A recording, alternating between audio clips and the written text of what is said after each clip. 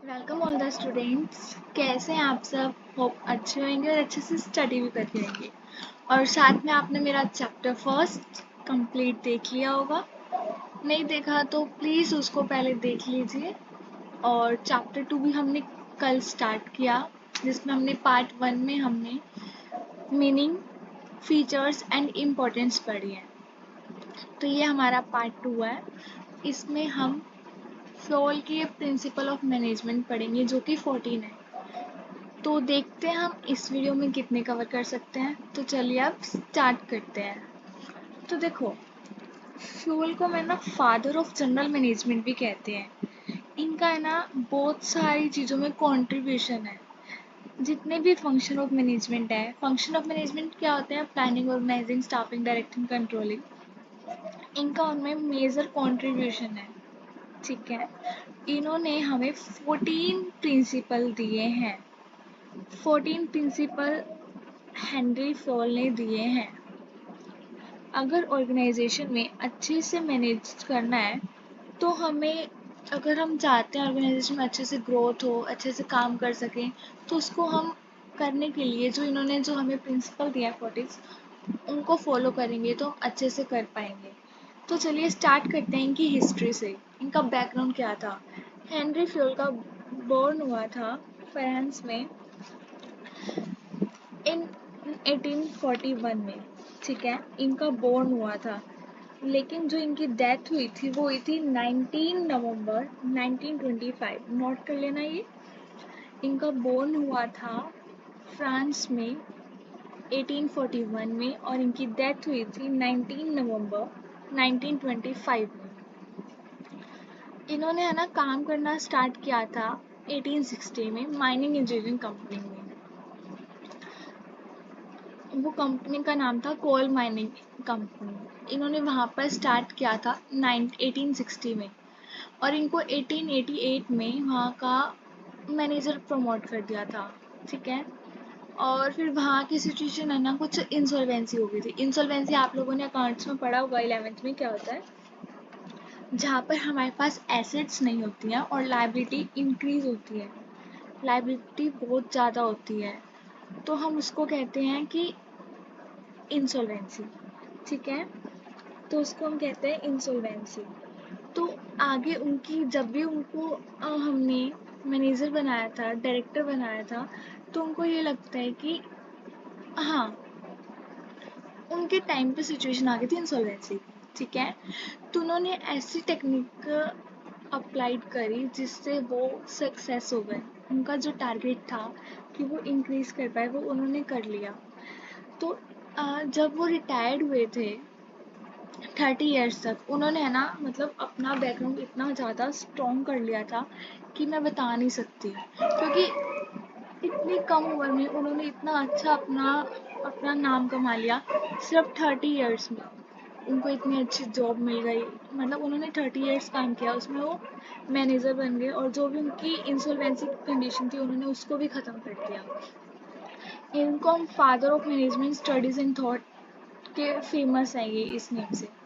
Henry Fayol famous है father of management studies in thought के name से। ठीक है, तो अब हम इनके प्रिंसिपल्स के बारे में पढ़ते हैं, इन्होंने कौन कौन से प्रिंसिपल्स दिए हैं।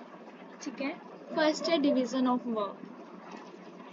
पहले मैं आपको बता देती हूँ इन्होंने कौन कौन से 14 प्रिंसिपल दिए हैं। ठीक है, फर्स्ट है डिवीजन ऑफ वर्क। सबसे पहले division of work, authority and responsibility, discipline, fourth unity of command, unity of direction, subordination of individual interest to general interest, remuneration of persons, centralization and decentralization, scalar chain, order, equity, stability of tenure and personnel, initiative and spirit the top। इन्होंने ये 14 principal दिए हैं। किसने दिए हैं ये? Henry Fayol ने दिए हैं। तो चलिए अब हम एक एक करके इसको डिस्कस करते हैं। ठीक है, फर्स्ट था डिवीजन ऑफ वर्क। देखो, डिवीजन ऑफ वर्क के अंदर क्या होता है, हमारे पास है ना बहुत सारा काम होता है। ठीक है, मतलब हम अपने काम को छोटे छोटे पार्ट्स में उसको डिवाइड करते हैं। That is division of work. Like example ले लो, हमें एक टेबल एंड चेयर बनाने हैं या बेंचेस बनाने हैं, ठीक है। बेंचेस बनाने हैं तो हमें पता है ना कि बेंचेस के लिए क्या क्या वुड चाहिए होगा, आयरन चाहिए होगा और भी बहुत कुछ चाहिए होगा, कील, हथौड़ी, उसको सेट करना, ये सब चीज़ें चाहिए होती है, कटर, शेप देना, ठीक है। हमारा ऑर्गेनाइजेशन है वो एक चेयर टेबल वेबल बनाता है, ठीक है। तो इसमें वो क्या करता है कि हर एक काम को बांट देता है कि कटिंग तूने करनी है, इसके ऊपर कील तूने लगाने हैं, इसके ऊपर ये तूने करना है, ये तूने करना है। मतलब उसके जो भी छोटे छोटे पार्ट्स होते हैं ना, उसको काम को डिवाइड करना, ठीक है। जो जिसमें जो जिसमें अच्छा है उसको वो काम देना। जैसे कि आप शेप देने में अच्छे हो तो हम उसको शेप दे देंगे, वैसे आप किस काम में परफेक्ट हो उसको वो, मतलब कि जो बंदा जिस काम में परफेक्ट है, उसको एक्सपीरियंस है, हम उसको वही काम देते हैं, ठीक है। तो इससे हमारा काम बहुत अच्छे से होगा और टाइम भी कम लगेगा और हम अच्छे से वर्क भी कर पाएंगे, ठीक है।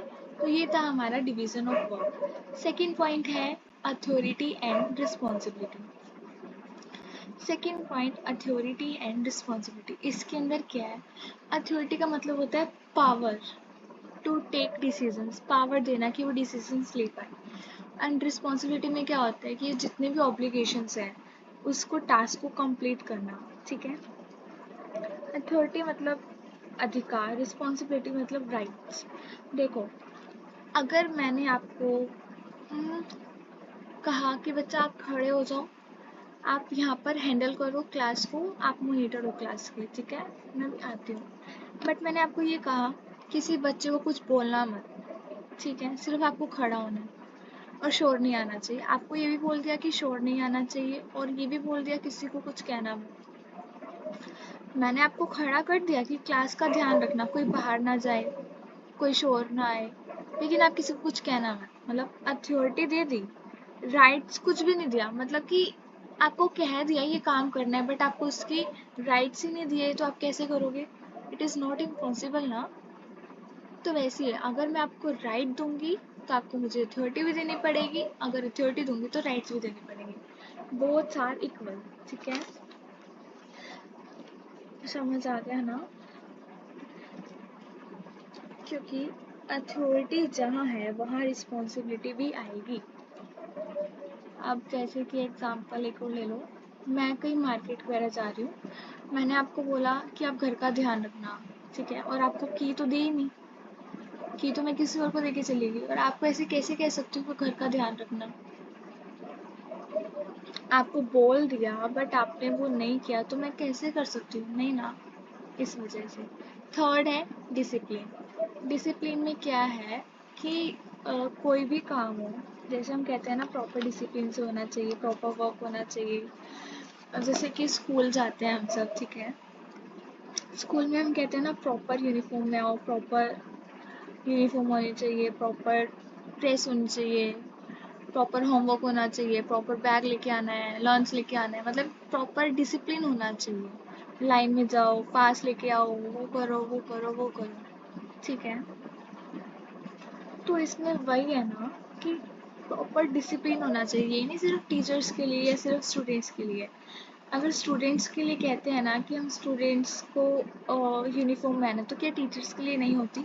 टीचर्स के लिए भी होता है। जो स्टूडेंट्स के लिए डिसिप्लिन होता है ना, वो टीचर्स के लिए भी होता है। टाइम पर जाना, होमवर्क करना, जिस दिन आपको कराना है उससे पहले खुद को पढ़ना पड़ता है, ये सब चीज़ें, मतलब एक प्रॉपर डिसिप्लिन होना चाहिए। अगर हम डिसिप्लिन में काम करते हैं तो हमारी लर्निंग जल्दी हो जाती है।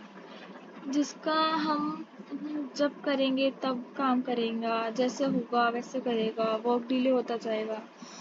अगर हम कहेंगे कि ठीक है हम कल वर्क कर लेंगे, कल वर्क कर लेंगे, परसों कर लेंगे, आज मन नहीं है कल करेंगे, जैसे एग्जाम्पल ले लो, एग्ज़ाम आ जाते हैं, हम कहते हैं ना अरे अरे, जब पहले तो सिलेक्ट कर लेते हैं कि हाँ नेक्स्ट टाइम में ना हम साथ साथ पढ़ेंगे, हमें प्रॉब्लम नहीं होगी, बट फिर कहते हैं कि अरे एग्ज़ाम कुछ है ना, बहुत टाइम पड़ा हुआ है, हम धीरे धीरे करेंगे, ठीक है। हाँ हाँ, ऐसे करते करते करते करते एग्ज़ाम को सिर्फ 4 दिन रह जाते हैं, लेकिन हम लोग नहीं करते। अगर हम उसको प्रॉपर वर्क करेंगे, डिसिप्लिन में करेंगे, जो वर्क मिलेगा हम वो करेंगे, तो क्या हम वर्क कंप्लीट नहीं कर पाएंगे? मतलब एक डिसिप्लिन होना चाहिए, ठीक है। प्रॉपर डिसिप्लिन में वर्क करेंगे तो हमें डिले नहीं होगा और काम भी बहुत अच्छे से होगा। फोर्थ है यूनिटी ऑफ कमांड। देखो, यूनिटी ऑफ कमांड में क्या है कि वन बॉस होना चाहिए, सिर्फ एक ही बॉस होना चाहिए कमांड देने वाला। कहीं ऐसा नहीं कमांड देने वाला एक ही पर्सन हो, कहीं ऐसा ना हो कि कमांड तो 3-3 4-4 बंदे दे रहे हैं, लेकिन है ना जो एम्प्लॉय तो एक ही है और जो काम दे रहा है वो 4-4 है, तो वो कैसे करेगा? नहीं कर पाएगा, वो तो कंफ्यूज होगा ना, वो तो किसी का काम नहीं कर पाएगा, किसी का काम भी नहीं कर पाएगा, क्योंकि उसको डाउट होगा ना कि हाँ पहले उसका काम करूँ, अरे नहीं वो सर गुस्सा हो जाएंगे, पहले उनका करता हूँ, अरे नहीं वो गुस्सा हो जाएंगे। डेट इज़ रॉन्ग, ये गलत है। एक ऑर्गेनाइजेशन में एक बॉस होना चाहिए जो कमांड दे रहा है। अगर कमांड देने वाले 2-3 है, जैसे मैंने आपको बोला, तो कंफ्यूजन क्रिएट होती है, फिर काम अच्छे से नहीं होगा, झगड़े होंगे।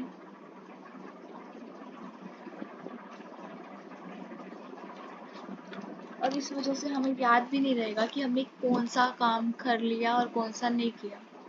तो इसलिए वन बॉस होना चाहिए, ठीक है। उसके बाद है fifth, unity of direction. Unity of direction के अंदर क्या है?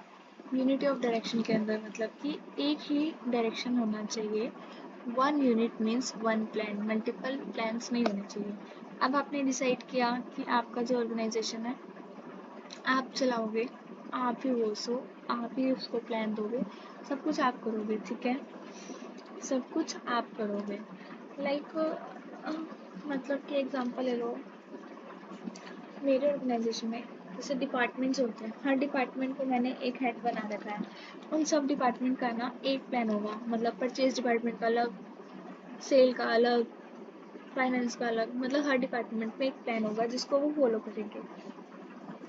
मल्टीपल प्लान्स नहीं होने चाहिए, क्योंकि इससे सिर्फ और सिर्फ कंफ्यूजन होता है, कोई काम अच्छे से नहीं होता, ठीक है।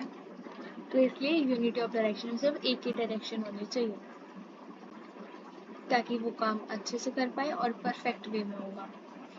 उसके बाद है subordination of individual interest to general interest. देखो क्या है इसके अंदर, subordination of individual interest. Individual interest मतलब कि पर्सनल इंटरेस्ट, खुद का इंटरेस्ट, ठीक है। और जो जनरल इंटरेस्ट है उसके अंदर क्या है कि ऑर्गेनाइजेशन के बारे में सोचना। ऑर्गेनाइजेशन क्या है? अगर हम सब अपने अपने बारे में सोचेंगे, ठीक है, अगर हम अपने बारे में सोचेंगे क्या, फिर हम अच्छे से वर्क कर पाएंगे। हमें तो परवाह ही नहीं होगी ना ऑर्गेनाइजेशन क्या है नहीं है नहीं है। हम क्या चाहते हैं, हमें पर्सनल इंटरेस्ट के बारे में बाद में सोचना चाहिए, जबकि हम अपना पहले सोचते हैं, ठीक है। हमें पर्सनल इंटरेस्ट के बारे में बाद में सोचना चाहिए, क्योंकि जनरल इंटरेस्ट पहले सोचना चाहिए। जनरल इंटरेस्ट अगर पहले सोचेंगे तभी तो हमारे ऑर्गेनाइजेशन को प्रॉफिट होगा। अगर उनको प्रॉफिट होगा तो हमको तो अपने आप ही प्रॉफिट होगा ना। इसलिए कहते हैं सबसे पहले जनरल इंटरेस्ट, मतलब कि कंपनी के बारे में सोचना, कंपनी के बारे में सोचना। अगर वो अच्छा वर्क करेगी तो हमें खुद प्रॉफिट होगा। तो उसके बाद है 7, रेम्यूनरेशंस ऑफ पर्सन्स। इसके अंदर क्या है, रेम्यूनरेशन ऑफ पर्सन मतलब कि इसके अंदर एम्प्लॉयज़ के बारे में बोल रखा है कि एम्प्लॉयज़ क्या नहीं है, ठीक है। रेम्यूनरेशंस ऑफ पर्सन्स के अंदर क्या है, लाइक कि अगर हम एम्प्लॉयज़ को मोटिवेट करेंगे तो वो अच्छे से काम करेंगे, अगर नहीं करेंगे तो वो नहीं करेंगे, ठीक है। अगर आप एम्प्लॉय को प्रॉपर सैलरी दे रहे हो तो हाँ उसको होगा कि हाँ यहाँ पे मुझे ना अच्छे से सैलरी मिल जाती है, मैं अपना काम अच्छे से करता हूँ और मुझे ये मोटिवेट भी करता है, कॉन्फिडेंस भी बढ़ाता है मेरा, और अच्छे से मैं यहाँ पे वर्क भी कर रहा हूँ सेफली वगैरह सब कुछ, ठीक है।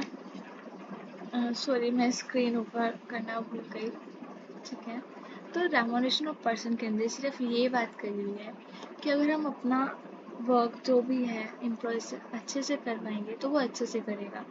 लाइक पॉजिटिव और नेगेटिव ले सकते हो।